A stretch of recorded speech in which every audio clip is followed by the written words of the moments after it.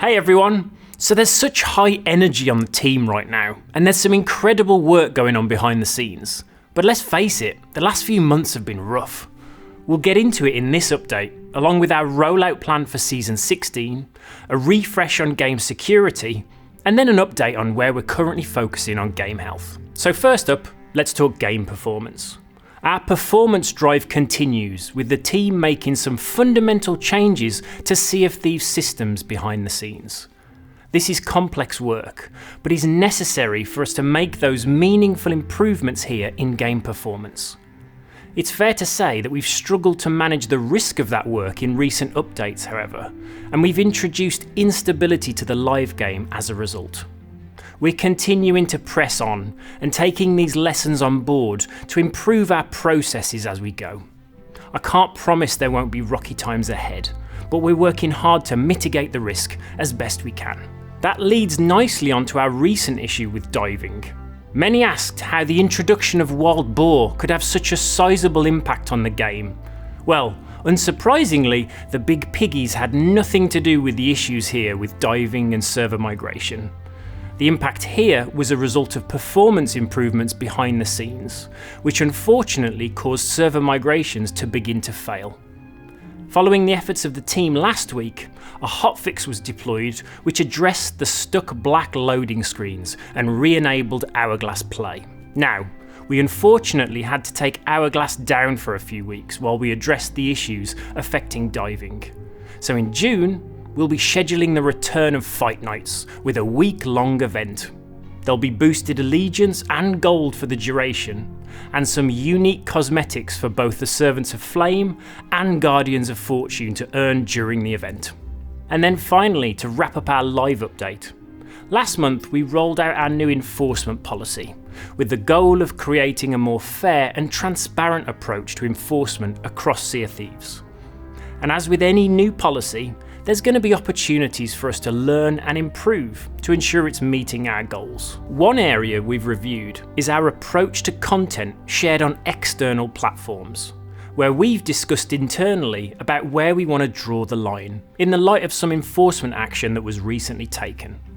We'll be taking this as a lesson to improve and provide clarity on our policy. Now, onto Season 16 with a spicy Reapers focus. We kick off the season on May 22nd as part of our next content update. Season 16 launches with the Reaper's first on-demand voyage from the quest table, gaining the aid of skeleton mercenaries buried beneath the sand, and fort vaults rewarding the devastating new item, the deployable Reaper's Cannon of Rage. We know this deployable cannon is certainly going to shake up naval encounters, unlocking them to be used as aggressive bow chasers, or alternatively for rear-facing defence. But these can also be used to fortify islands and forts. We can't wait to see how players creatively use this new tool in their arsenal.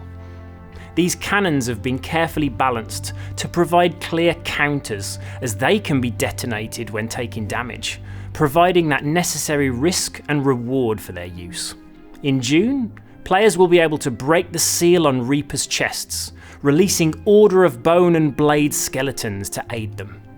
And then closing out the season in July, there'll be a further addition to the quest table with a Reaper's Bones voyage that allows crews to create their own chest of bones. Moving on from Season 16, I wanted to share an update on our game security efforts.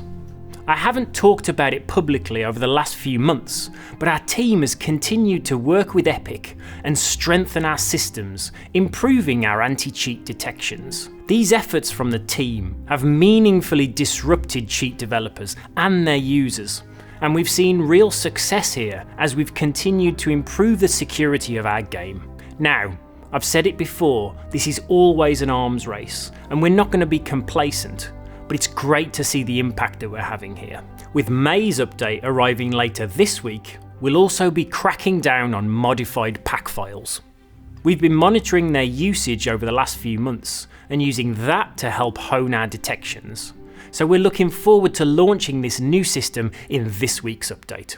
And finally, I wanted to share some of the areas where our game health team are focusing at the moment. While we're clearly continuing our efforts in game performance and security, we're now starting to pick up some of the longer standing experiential issues that matter most to you. Up first is our old friend the water desync. This bug is an old one, and the team are investigating how we can address its recent regression. The team are digging into the issues that can cause extended black screens when returning from the Ferry of the Damned. The merchant supplies are getting a rework under the hood to address their delivery issues. We're addressing ships being intentionally beached in shallow water during Hourglass to protect them from sinking. And the team are then reworking the Skull of Siren Song's respawning rules to prevent it affecting ships not participating in the voyage. While these fixes won't be arriving in May, these are all currently being worked on for future updates. Right, that's enough for now. Bring on Season 16!